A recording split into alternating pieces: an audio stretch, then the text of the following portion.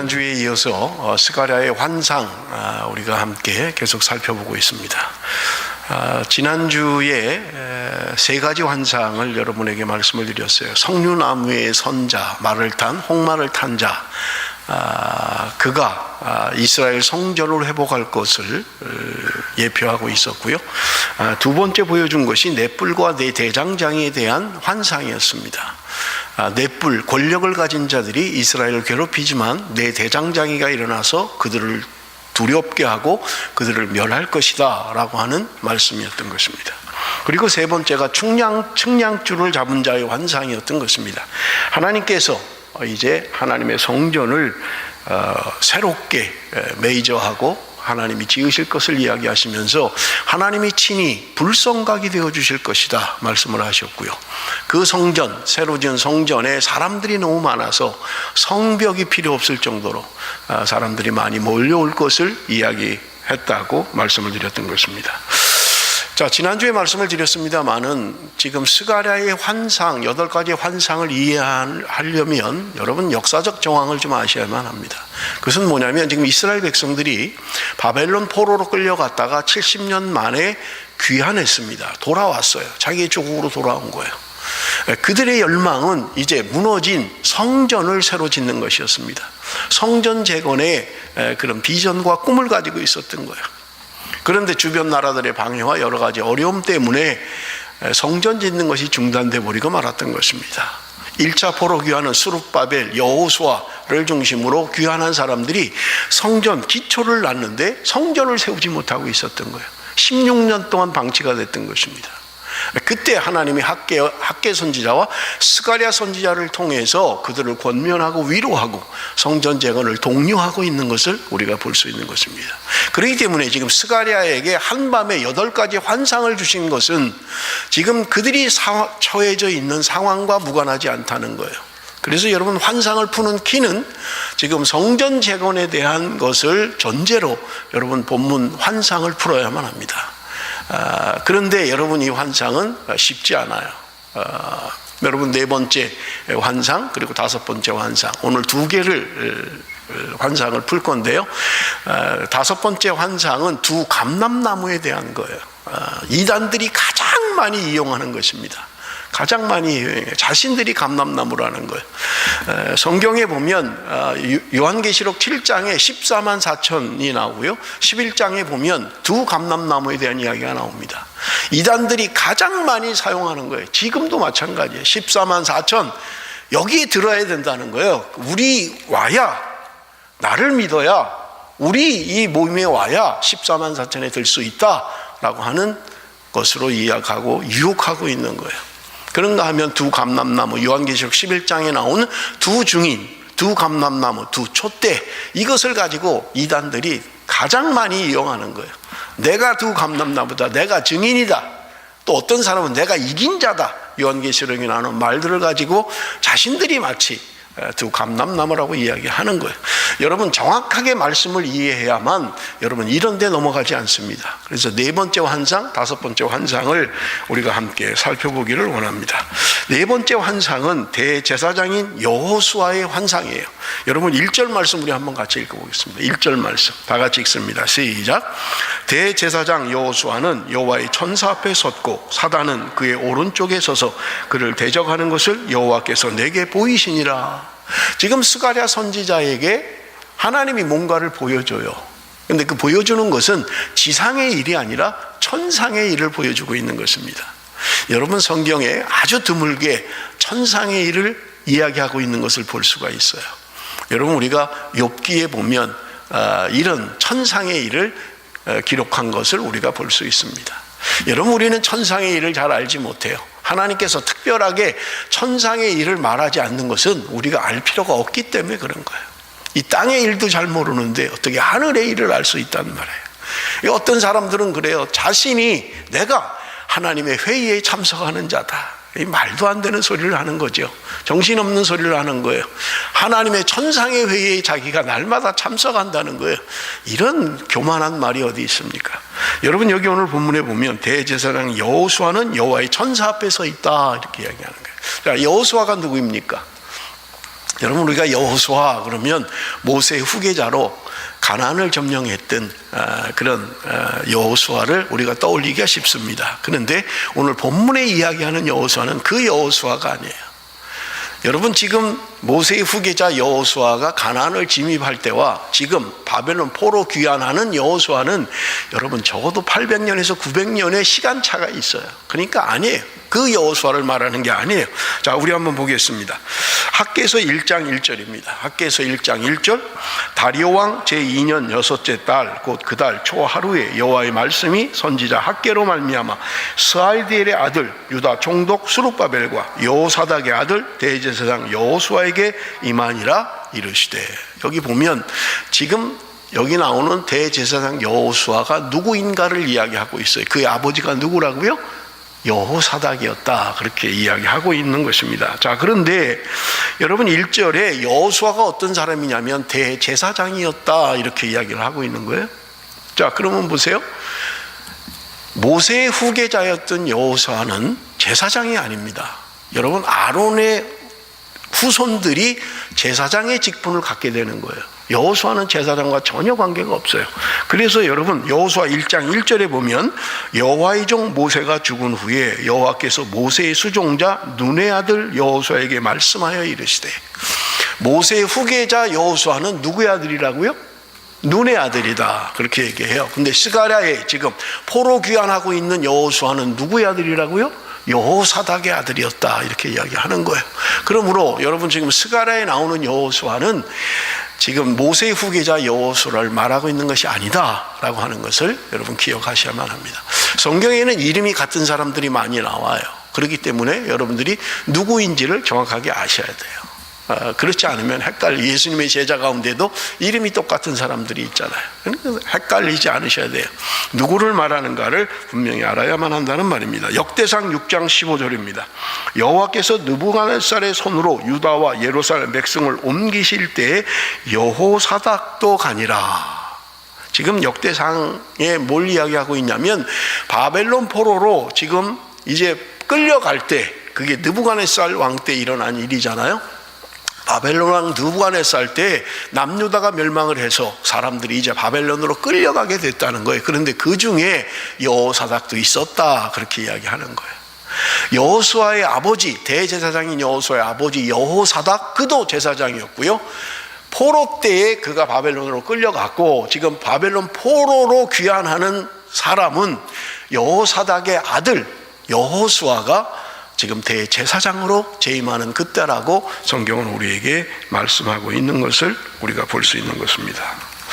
자, 그런데 여기 보면 지금 1절에 보면 대적하고 있다. 사단이 그의 오른쪽에 서서 그를 대적하는 것을 여호와께서 내게 보이셨다. 사단이 지금 대적하고 있는 거예요. 하나님 앞에 서서 지금 대적을 하는데 뭘 대적하는 거예요? 무슨 내용을 대적합니까? 3절에 보면 여호수아가 더러운 옷을 입고 천사 앞에 서 있는지라. 지금 대제사장 여호수아가 더러운 옷을 입고 있더라는 거예요.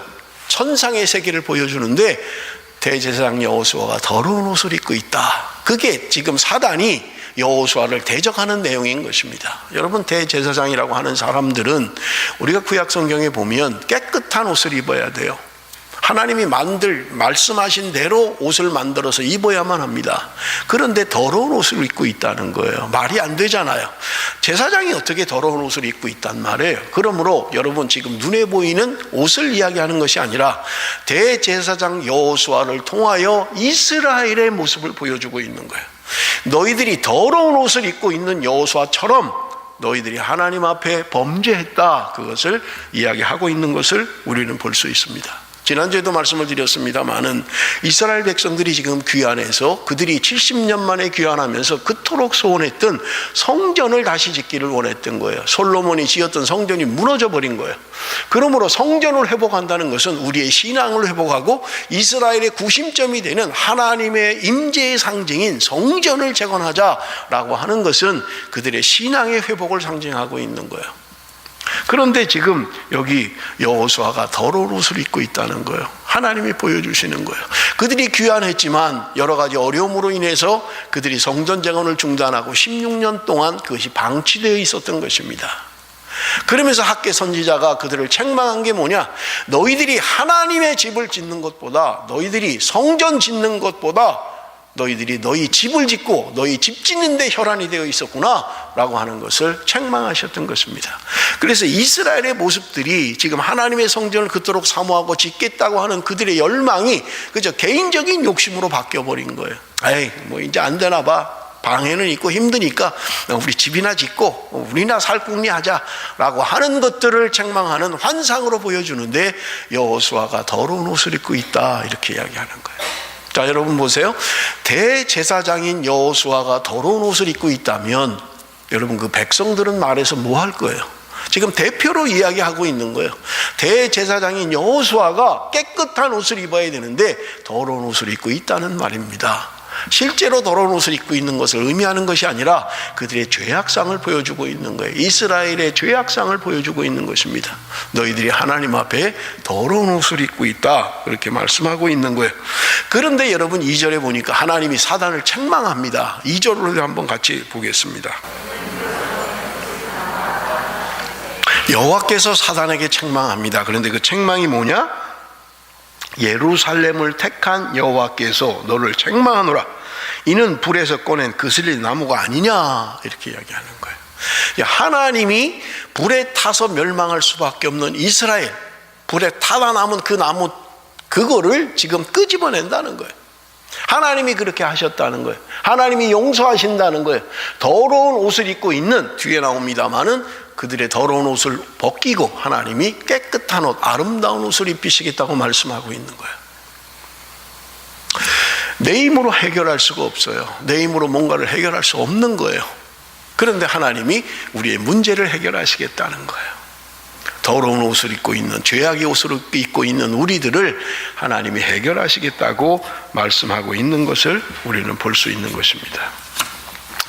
이스라엘이 구원받은 것, 하나님이 그들에게 더러운 옷을 벗기고 아름다운 옷을 입히는 것은 그들이 뭔가 잘해서가 아니라는 거예요. 그들은 더러운 옷을 입을 수밖에 없는 그런 처지임에도 불구하고 하나님께서 오늘 우리를 깨끗게 하시겠다고 말씀하고 있는 것입니다. 신명기 7장 7절에서 8절에 보면 여호와께서 너희를 기뻐하시고 너희를 택하심은 너희가 다른 민족보다 수요가 많기 때문이 아니니라. 너희는 오히려 모든 민족 중에 가장 적으니라.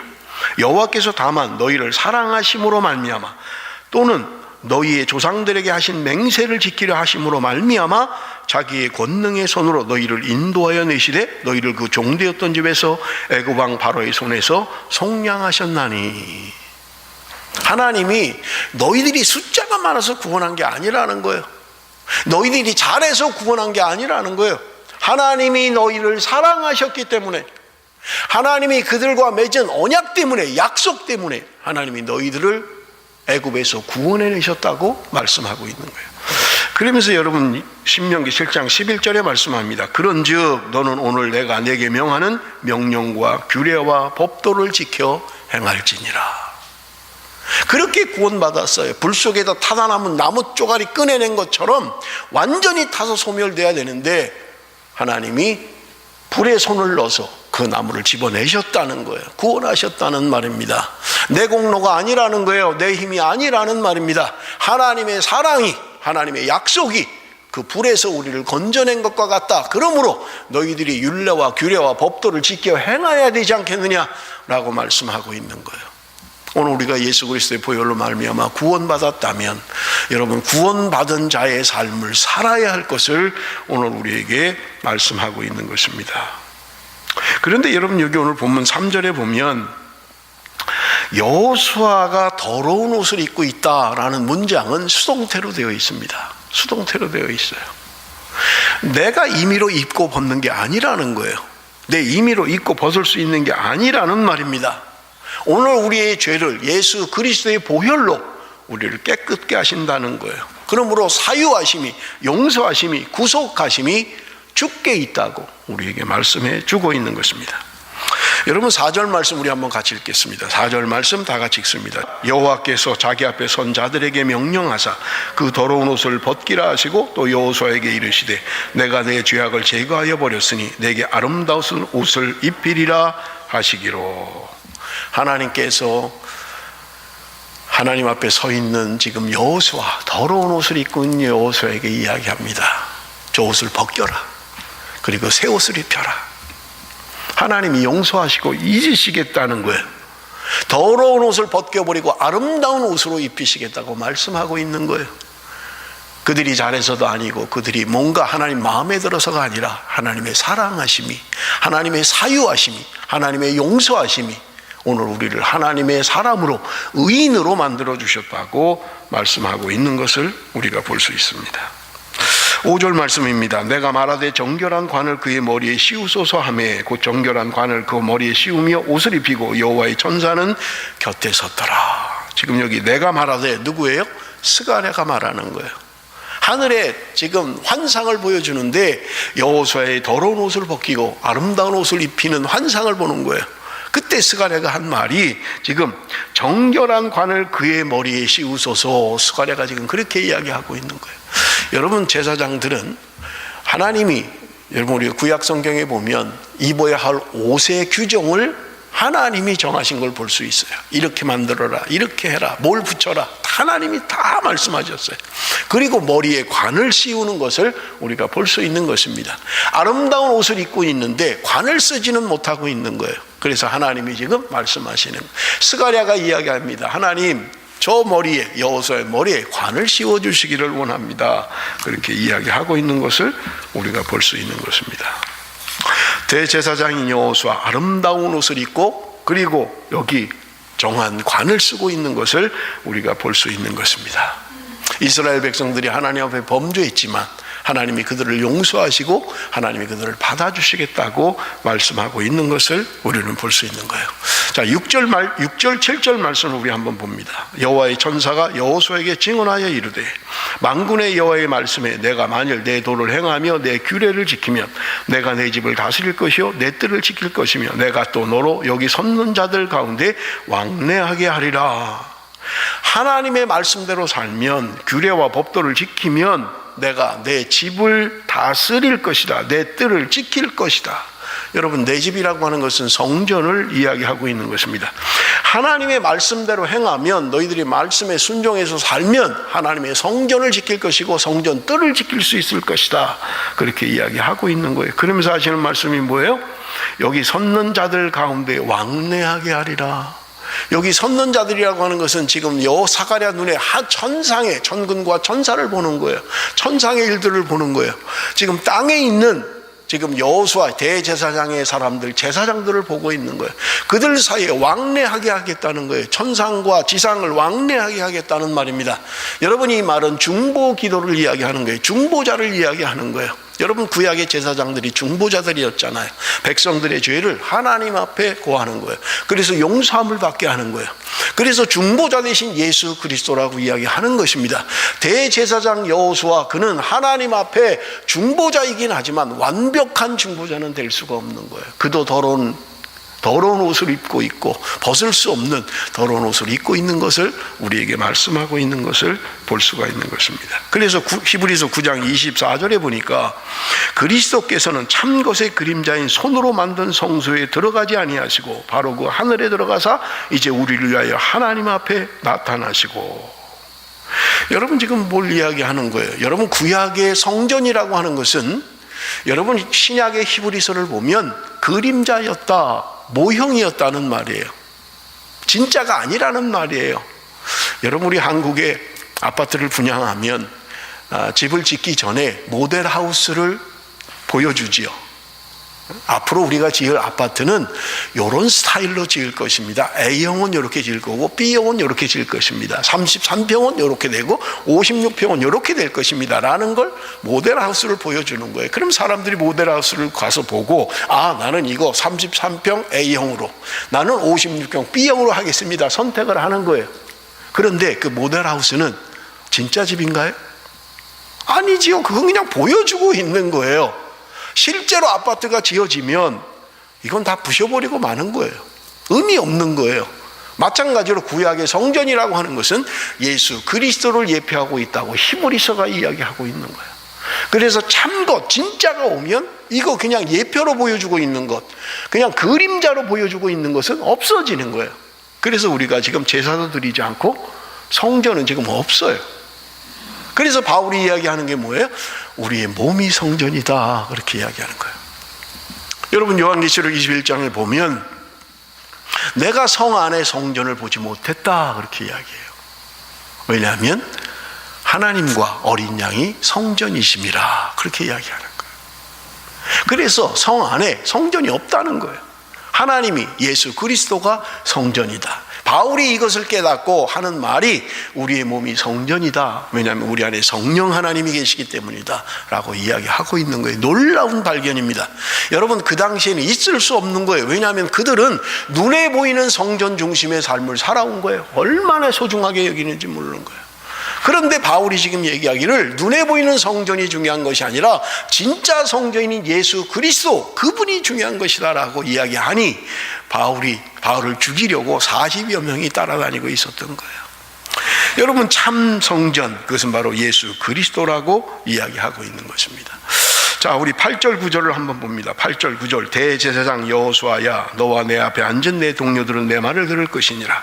이들은 예표의 사람들이라. 내가 내 종 싹을 나게 하리라. 만군의 여호와가 말하노라. 내가 너 여호수아 앞에 세운 돌을 보라. 한 돌에 7눈이 있느니라. 내가 거기에 새길 것을 새기며 이 땅의 죄악을 하루에 제거하리라. 지금 상징적으로 두 개를 이야기하고 있어요. 그게 뭐냐면 싹을 이야기하고 있어요. 싹이 날 것이다. 그 전에 예표의 사람들이라, 지금 이야기하고 있는 것은 예표다, 그렇게 상징이라는 거예요. 그런데 두 가지를 이야기합니다. 싹을 이야기하고 있고요, 돌을 이야기하고 있어요. 그 싹 통해서, 그리고 돌을 통해서 하나님이 역사하실 거라고 이야기합니다. 여러분, 이사야 11장 10절에 보면 그날에 이새의 뿌리에서 한 싹이 나서 만민의 기치로 설 것이요 열방이 그에게로 돌아오리니 그가 거한 곳이 영화로우리라. 다윗의 뿌리에서 한 싹이 난다는 거예요. 예수 그리스도를 이야기하는 거죠. 그래서 여기 싹이라고 하는 것은 예수 그리스도를 상징적으로 말해주고 있는 거예요.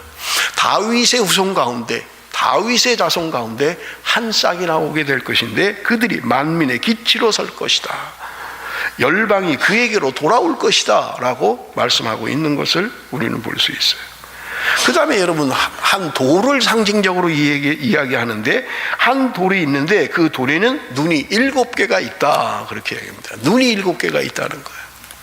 여러분, 요한계시록 5장 6절에 보면 이런 말씀이 있습니다. 내가 또 보니 보좌와 내 생물과 장로들 사이에 한 어린 양이 서 있는데 일찍이 죽임을 당한 것 같더라. 그에게 7뿔과 7눈이 있으니 이 눈들은 온 땅에 보내심을 받은 하나님의 7영이니라. 하나님의 어린 양을 상징적으로 이야기하는데 그 하나님의 어린 양 예수 그리스도는 7뿔과 7눈을 가지고 있다, 그렇게 표현하고 있는 것을 우리는 볼 수 있는 것입니다. 여러분, 우리 스가랴 3장 10절 마지막 말씀에 보면 만군의 여호와가 말하노라. 그날에 너희가 각각 포도나무와 무화과 나무 아래로 서로 초대하리라 하셨느니라. 메시아이신 예수 그리스도, 그분이 오시면 한날에 우리의 모든 죄를 사해버릴 거라는 거예요. 예수 그리스도의 죽음으로 말미암아 우리의 모든 죄가 사해질 것을 이야기합니다. 그리고 나면 오늘 10절에 보니까 그날에 너희가 각각 포도나무와 무화과 나무 아래로 서로 초대하리라. 여러분, 가장 평온한 시기를 이야기하는 거예요. 사람들이 서로 초대합니다. 그런데 포도나무, 무화과 나무 아래로 사람들을 초대하겠다는 거예요. 친한 사람을 불러서 잔치를 벌리는 거예요. 바베큐를 하고요. 오늘 우리 예배 마치고 나서 선교 달리기 하는 곳에 가서 바베큐를 할 것입니다. 가장 평온한 것, 그것을 이야기하는 거예요. 예수 그리스도로 말미암아 우리의 모든 죄가 사함받고 우리의 더러운 옷을 벗고 예수 그리스도께서 아름다운 옷을 입혀줄 사람들, 그 사람들은 포도나무 아래서, 여기 오늘 본문의 무화과 나무 아래에서 사람들을 서로 초대하여 잔치를 베풀 것을 우리에게 말씀해 주고 있는 것을 볼 수 있는 것입니다. 여러분, 이것이 네 번째 환상이에요. 대제사장을 통하여 하나님께서 행하실 것을 말씀해 주고 있는 것입니다. 자, 우리 다섯 번째 환상을 우리 함께 살펴볼 텐데요. 이 다섯 번째 환상은 아주 어려운 거예요. 두 감람나무에 대한 많은 이단들이 이야기하는 두 감람나무의 환상입니다. 자, 다섯 번째 환상 4장 1절 우리 한번 같이 읽습니다. 내게 말하던 천사가 다시 와서 나를 깨우니 마치 자는 사람이 잠에서 깨어난 것 같더라. 천사가 와서 스가랴를 깨웁니다. 실제적으로 잠을 자서 깨웠다는 말이 아니라 여기 오늘 나를 깨우니 라는 이 단어는요, 감동시키다, 고무시키다 라는 의미를 가지고 있는 거예요. 하나님의 천사가 스가랴를 감동시켜서 지금 환상을 보고 예언을 하게 하는 것을 우리는 볼 수 있는 것입니다. 자, 그러면 무엇을 보여주고 있습니까? 3절, 2절에서 5절입니다. 그가 내게 묻되 내가 무엇을 보느냐? 내가 대답하되 내가 보니 순금 등잔대가 있는데 그 위에는 기름 그릇이 있고 또 그 기름 그릇 위에 7 등잔이 있으며 그 기름 그릇 위에 있는 등잔을 위하여 7 관이 있고 그 등잔대 곁에 두 감람나무가 있는데 하나는 기름 그릇 오른쪽에 있고 하나는 그 왼쪽에 있나이다 하고 내게 말하는 천사에게 물어 이르되 내 주여 이것들이 무엇이니까 하니 내게 말하는 천사가 대답하여 이르되 내가 이것들이 무엇인지 알지 못하느냐 하므로 내가 대답하되 내 주여 내가 알지 못하나이다 하니. 지금 뭔가 환상을 보여주는 거예요. 그런데 등잔대를 보여주고 있는 거예요. 등잔대, 여기 보니까 순금 등잔대가 있다. 그 위에 기름 그릇이 있었다. 그 등대로 올라가는 관이 있었다. 그렇게 이야기하는 거예요. 그리고 좌우에 두 감람나무가 있는데 그 감람나무 가지를 통해서 공급되는 것을 보여주고 있는 거예요. 그래서 지금 스가랴가 천사에게 묻습니다. 이게 무슨 뜻입니까? 도대체 이게 무슨 말입니까? 라고 하는 거예요. 그래서 천사가 지금 이것을 설명하는 게 6절부터 10절의 내용입니다. 여러분 6절부터 10절에 천사가 설명하는 것을 보십시오. 그가 내게 대답하여 이르되 여호와께서 스룹바벨에게 하신 말씀이 이러하니라. 만군의 여호와께서 말씀하시되 이는 힘으로 되지 아니하며 능력으로 되지 아니하고 오직 나의 영으로 되느니라. 큰 산아 내가 무엇이냐? 내가 스룹바벨 앞에서 평지가 되리라. 그가 머릿돌을 내놓을 때 무리가 외치기를 은총이 그에게 있을지어다 하리라 하셨고 여호와의 말씀이 또 내게 임하여 이르시되 스룹바벨의 손이 이 성전의 기초를 놓았은즉 그의 손이 또한 그 일을 마치리라 하셨나니 만군의 여호와께서 나를 너희에게 보내신 줄을 내가 알리라 하셨느니라. 작은 일의 날이라고 멸시하는 자가 누구냐? 사람들이 스룹바벨의 손에 다림줄이 있음을 보고 기뻐하리라. 이 7은 온 세상에 두루다니는 여호와의 눈이라 하니라. 자, 지금 천사가 뭔가 설명을 하고 있어요. 그런데 그 설명의 내용이 무엇입니까? 지금 누구에게 말하고 있다고 이야기합니까? 지금 스룹바벨에게 하신 말씀이다 이렇게 이야기해요. 지금 4장에 하시는 말씀은 스룹바벨에게 이야기하고 있다는 거예요. 스룹바벨이 누구입니까? 처음에 말씀드린 것처럼 스룹바벨이라고 하는 사람은 유대 총독이었던 것입니다. 유대 총독이었어요. 여러분 이스라엘은 당시에 포로로 끌려간 신분이기 때문에 왕이 없어요. 총독이 다스리는 거예요. 그가 바로 스룹바벨이라는 거예요. 그 스룹바벨에게 지금 말씀하고 있는데 이는 힘으로 되지 아니하며 능력으로 되지 아니하고 오직 나의 영으로 되느니라. 교회가 표어로 사용할 때 가장 많이 쓰는 말들이죠. 힘으로 되지 않는다, 능력으로 되지 않는다, 하나님의 영으로 된다, 그렇게 이야기하고 있는 거예요. 지금 스룹바벨이 지도자가 되어서 5만 명의 사람들이 그리고 여호수아 대제사장 여호수아 그리고 총독인 스룹바벨이 인도해서 지금 포로귀환 1차 포로귀환하고 있는 거예요. 5만 명이 돌아왔습니다. 그들이 성전을 짓다가 중단한 거예요. 그들의 열심은 있었어요. 열성은 있었어요. 우리 가서 하나님의 성전을 다시 짓자. 그리고 우리의 신앙을 회복하자. 그렇게 마음을 먹었지만 주변의 방해, 어려움 때문에 중단되고 말았던 거예요. 지금 그 성전 짓는 것이 중단되어 있는 것을 말씀하고 있는 거예요. 그때 하나님께서 말씀하신 게 뭐냐면 이는 너희들 힘으로 되는 게 아니다. 너희들 능력으로 되는 게 아니다. 하나님의 영으로 되는 것이다. 그렇게 말씀하고 있는 거예요. 하나님의 성전을 짓는 일은 너희들의 돈이 짓는 게 아니야. 너희들의 열심히 짓는 게 아니야. 너희들의 비전이 짓는 게 아니야. 하나님이 하시는 일이야. 하나님의 영이 하실 것이야. 그렇게 말씀하고 있는 거예요. 그러면서 7절에 큰 산아 내가 무엇이냐? 내가 스룹바벨 앞에서 평지가 되리라. 지금 눈앞에 큰 태산처럼 산이 놓여 있는 거예요. 뭔가 방해하는 것들이 너무 커 보이는 거예요. 도저히 넘어갈 수가 없는 거예요. 그래서 그들은 그냥 우리 포기하고 우리 집이나 짓고 살자 그랬던 거예요. 그런데 하나님이 말씀하십니다. 그 큰 산이 스룹바벨 앞에서 평지가 될 것이다. 너희들이 지금 문제로 생각하고 있는, 어려움으로 생각하고 있는 그런 것들은 하나님이 평지로 만들어 버리실 수 있다는 거예요. 사랑하는 성도 여러분, 오늘 내 앞에 내가 해결할 수 없는 문제가 있습니까? 내가 넘어갈 수 없는 문제가 있습니까? 너무 커서 큰 산 같은, 내가 감당할 수 없는 그런 큰 산이 내 앞에 있습니까? 하나님께서 오늘 말씀하십니다. 그 큰 산이 스룹바벨 앞에서 평지가 될 거라는 거예요. 평지가 될 것이라고 말씀하고 있는 것입니다. 그가 머릿돌을 내놓을 때 무리가 외치기를 은총 은총 그에게 있을지어다 하리라 하셨고, 머릿돌을 내놓는다는 거예요. 여러분, 성전을 지을 때 머릿돌을 사용하는 거예요. 성전을 마감할 때 요즘은 머릿돌을 사용하죠. 그래서 여러분, 여기 교회들을 한번 가보십시오. 머릿돌이 다 있죠. 교회 벽에 어딘가에 머릿돌이 있습니다. 거기 보면 몇 년도에 이게 세워졌다, 이걸 지었다, 이런 머릿돌이 붙어 있어요. 이 머릿돌을 보고 사람들이 은총 은총이라고 이야기한다는 게 하나님의 은혜라는 거예요. 지금 너희들은 안 돼, 힘들어, 못해, 더 이상 넘어갈 수가 없어, 문제가 너무 커 라고 하는 그들에게 하나님이 평지가 되게 하실 거라는 거예요. 그리고 하나님이 그 성전을 다시 짓게 하실 거라는 거예요. 그래서 사람들이 은총이다, 하나님의 은혜다 라고 고백하게 할 것이라고 말씀하고 있는 거예요. 8절 여호와의 말씀이 또 내게 임하여 이르시되 9절 스룹바벨의 손이 이 성전의 기초를 놓았은즉 그의 손이 또한 그 일을 마치리라 하셨나니. 여러분, 스룹바벨이 처음 와서 포로귀환 돼서 성전 지대를 놨던 거예요. 기초를 놨던 거예요. 그런데 방해로 인해서 건물을 세우지는 못했던 거예요. 그런데 하나님이 말씀하십니다. 스룹바벨이 그 성전의 기초를 놓았기 때문에 그의 손이 또한 그 일을 마치게 될 것이다. 지금 아직 완성되지 않았어요.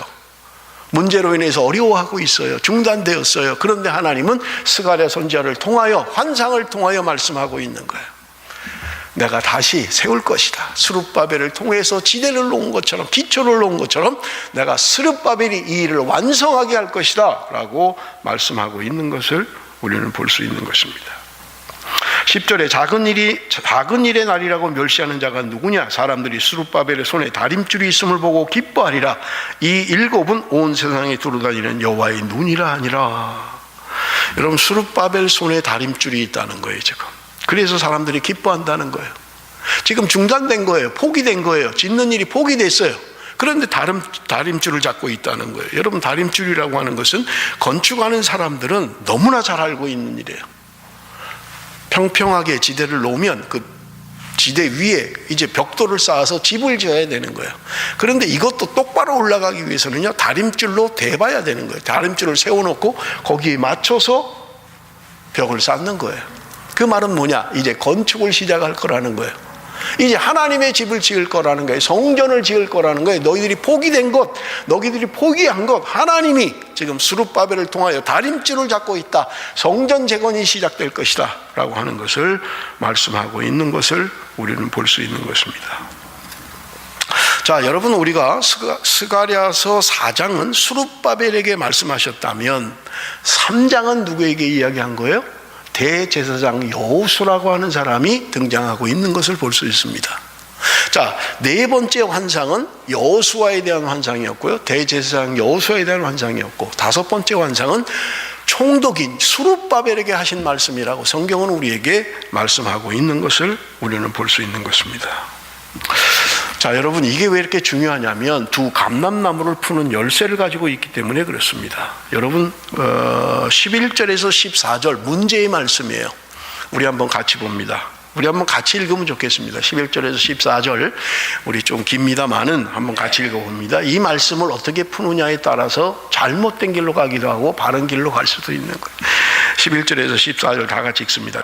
내가 그에게 물어 이르되 등잔대 좌우에 두 감람나무는 무슨 뜻이니까 하고, 다시 그에게 물어 이르되 금기름을 흘리는 두 금관 옆에 있는 이 감람나무 두 가지는 무슨 뜻이니까 하니, 그가 내게 대답하여 이르되 내가 이것이 무엇인지 알지 못하느냐 하는지라. 내가 대답하되 내 주여 알지 못하나이다 하니, 이르되 이는 기름 부음을 받은 자 둘이니 온 세상에 주 앞에 서 있는 자니라 하니라. 두 감람나무가 누구라는 거예요? 지금 천사가 답을 해주는 거예요. 두 감람나무가 누구라고요? 기름 부음 받은 자 둘이다. 이걸 가지고 사람들이 자꾸 자기가 감람나무라는 거예요. 예수님이 감람나무고 그리고 한 감람나무는 나다 이렇게 이야기하는 거예요. 이 성경을 해석을 잘 못하는 사람들이에요. 엉터리로 하는 거예요. 그런데 사람들이 이걸 현혹돼서 따라가는 거예요. 여러분, 성경에 두 감람나무라는 말이 나오는 것은 스가랴서와 요한계시록 11장 4절 두 군데밖에 없어요. 물론 감람나무라는 말은 많이 나옵니다. 창세기에도 노아의 방주 이후에 물이 좀 거쳤는가 알아보기 위해서 그 노아가 비둘기를 내보내지요. 그때 보면 감람나무 새 잎을 물고 왔다 이렇게 돼 있어요. 감람나무는 많이 나와요. 감람나무로 기름을 짤 때 감람나무로 기름을 짜기도 하고요. 그런데 두 감람나무라는 표현은 스가랴서와 요한계시록 11장 4절 두 군데만 나옵니다. 근데 여러분, 요한계시록 11장 4절에 보면 두 감람나무만 이야기하는 게 아니라, 우리 한번 좀 봅시다 같이. 요한계시록 11장 3절 4절 같이 읽어봅니다. 내가 나의 두 증인에게 권세를 주리니 그들이 굵은 베옷을 입고 1260일을 예언하리라. 그들은 이 땅의 주 앞에 서 있는 두 감람나무와 두 촛대니. 요한계시록 11장 3절 4절에 보면 두 증인 그리고 두 감람나무, 두 촛대라는 말이 나옵니다. 이걸 가지고 사람들이 두 증인이 나다, 두 감람나무가 나다, 이렇게 자꾸 이야기하는 거예요. 자, 그런데 그러면 도대체 여기 말하는 지금 스가랴를 통해서 환상을 보여준 지금 이 촛대 그리고 감람나무를 통해서 기름이 공급되고 하는 이 환상의 내용이 뭔가를 한번 우리 좀 보겠습니다. 제가 그 카톡방에, 교인 카톡방에 너무 양이 많아서 이 글을 올렸어요.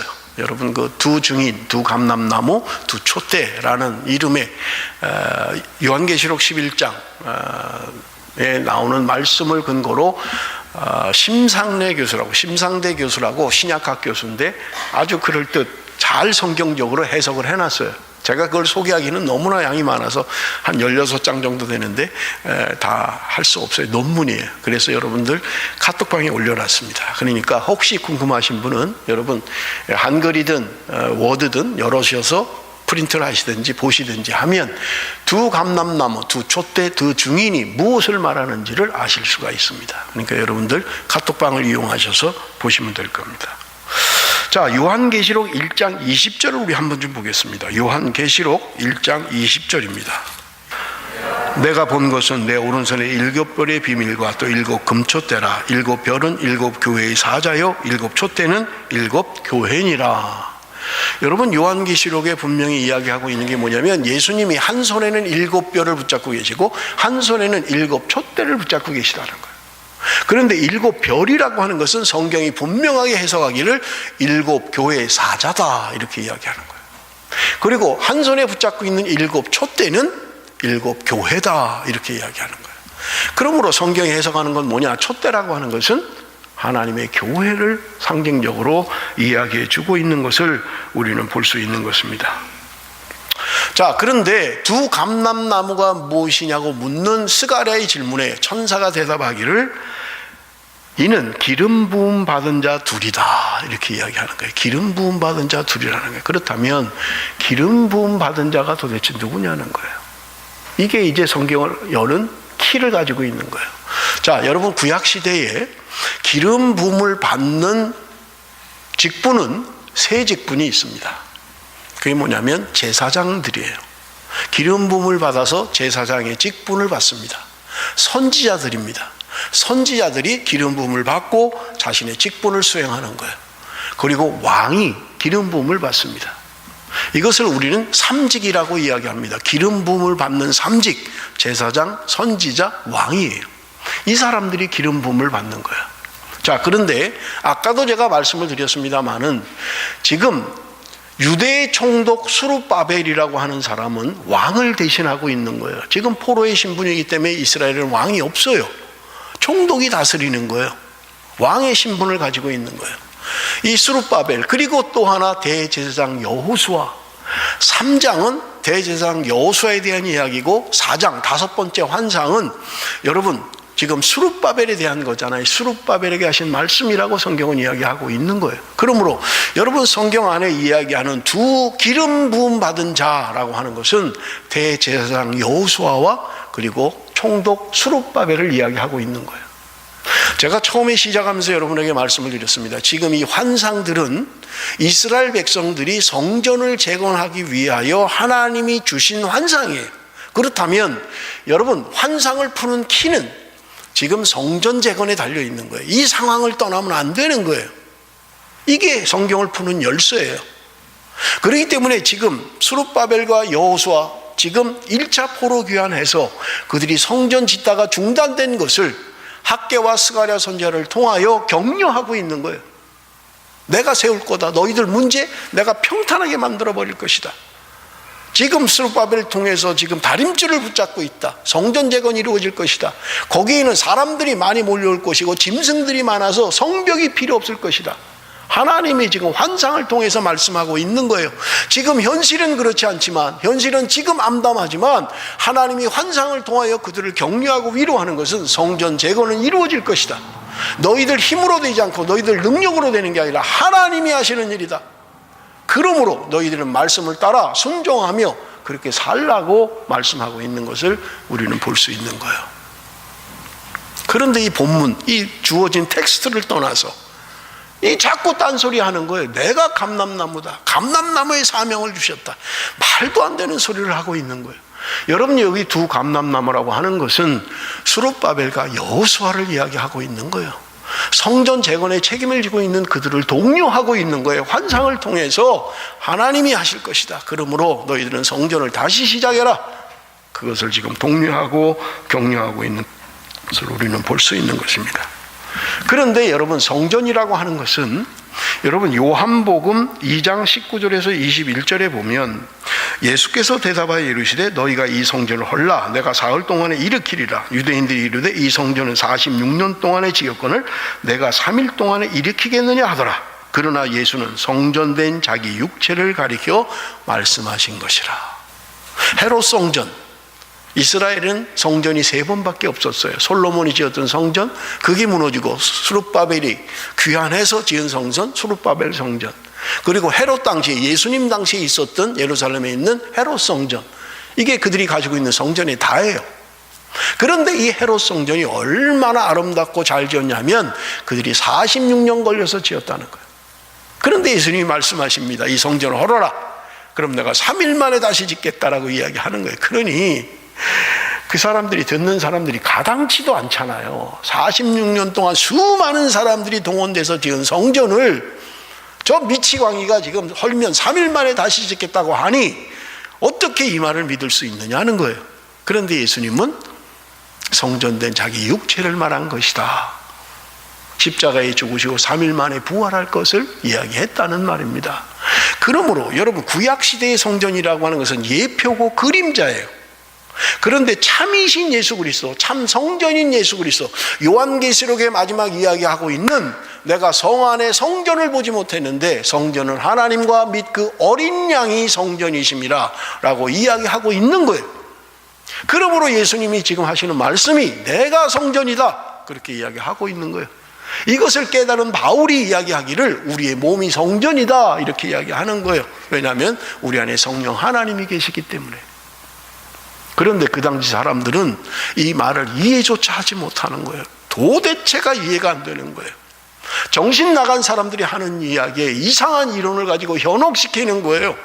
46년 동안 지은 성전을 어떻게 헐면 3일 만에 지을 수 있다는 말이야. 내가 하나님의 아들이라고 이야기하는 말을 그들은 이해할 수가 없었던 거예요. 사랑하는 성도 여러분, 여러분 참 성전, 구약시대에 보여줬던 예표와 그림자로 보여줬던 그 그림자인 성전은 여러분 참 성전인 예수 그리스도가 오심으로 말미암아 의미가 없어져 버린 거예요. 누가 분양하우스에 가서 살겠다고 이야기를 해요. 나 딴 거 필요 없습니다. 앞으로 지어질 거 그거 말고 여기 베니라판으로 만든 거 이거 그냥 분양하우스를 내가 사겠습니다. 그런 사람은 없어요. 이 모습을 보면서 저 땅에 30층 50층으로 지을 저 아파트가 이렇게 되는구나. 그러면 나는 이 스타일로 사야 되겠다라고 하는 거예요. 예수 그리스도가 오심으로 말미암아 그림자인 예표인 성전은 사라져 버리는 거예요. 그래서 예수님께서 참 성전은 나다 그렇게 말씀하고 있는 것을 우리는 볼 수 있는 것입니다. 사랑하는 성도 여러분, 오늘 우리에게 말씀하고 있는 결론이 무엇입니까? 여러분, 말씀을 맺기로 원합니다. 지금 네 번째 환상과 다섯 번째 환상을 통해서 하나님이 스가랴를 통하여 이스라엘 백성들의 성전 재건을 독려하고 있는 거예요. 지쳐있는, 포기하고 있는 그들에게 니네 힘으로 되는 게 아니다, 니네 능력으로 되는 게 아니다, 내가 하는 일이다, 하나님이 말씀하십니다. 너희들 눈에 보이는 큰 문제라고 생각하는 큰 산처럼 보이는 그 문제 내가 평탄하게 만들어 버릴 것이다. 아무것도 보이지 않는데 하나님이 말씀하시는 거예요. 스룹바벨이 지금 다림줄을 붙잡고 있다. 성전 재건은 시작될 것이다. 그리고 수많은 사람들이 몰려들게 되시고 수많은 짐승들이 그 성 안에 몰려들게 될 것이다 라고 이야기하고 있는 것을 우리는 볼 수 있는 것입니다. 사랑하는 성도 여러분, 하나님은 오늘도 우리에게 말씀하십니다. 너희가 입은 그 더러운 옷, 죄악의 옷들 내가 아름다운 옷으로 갈아입힐 것이다. 사람들은 더럽다고 하는지 모르지만, 사단은 지금 대적하고 정죄하는지 모르지만 내가 너희들을 깨끗하게 했다. 누가 너희들을 송사한단 말이냐? 사유하심이, 용서하심이, 구속하심이 어린 양 예수 그리스도 그분의 보혈로 말미암아 오늘 우리가 죄사함을 얻었고 깨끗한 옷을 입고 있다는 말입니다. 누구도 정죄할 수 없다는 거예요. 사람들 눈에는 별 볼 일 없는 것 같아요. 아이, 저 사람도 예수 믿는 사람이야. 아이, 저런 사람도 뭐 구원함을 받는데 하는지 모르지만, 여러분, 법적으로 우리는 완벽한 의인이 됐다는 거예요. 내가 잘나서가 아니라, 내 힘이 아니라 예수 그리스도가 우리를 위하여 죽으심으로 말미암아 우리는 완벽한 죄사함을 얻은 의인이 되었다고 성경은 우리에게 말씀하고 있는 것입니다. 그러므로 흔들리면 안 돼요. 사단이 우리를 대적하고 유혹하고 정죄해도 우리는 분명하게 의인인 것입니다. 하나님의 자녀인 것입니다. 누구도 넘볼 수 없는 하나님의 자녀라는 말입니다. 그러나 여러분, 우리의 삶의 현실은 언제나 우리가 힘들잖아요. 때로는 죄도 짓고 때로는 화도 내고. 여러분, 그래서 베드로에게 하나님이 말씀하시잖아요. 너희들의 자범죄를 날마다 씻어야 된다는 거예요. 나도 모르게, 알게 모르게 먼지가 묻고 흙이 묻고 내가 살다 보니까 이런 것들을 씻어야 된다고 말씀하고 있는 것입니다. 사랑하는 성도 여러분, 하나님께서 스가랴를 통하여 환상과 계시를 통해서 하나님의 백성들을 위로하고 격려하는 것입니다. 그것은 새로운 성전, 그것을 하나님이 짓겠다고 말씀하고 있는 것입니다. 사랑하는 성도 여러분, 우리가 성전입니다. 내가 성전이에요. 여러분, 우리 성전을 깨끗게 합시다. 여러분, 에베소에서 말씀하는 것처럼 에베소 설교하면서 말씀을 드렸죠. 여러분, 성전으로 우리가 지어져 간다.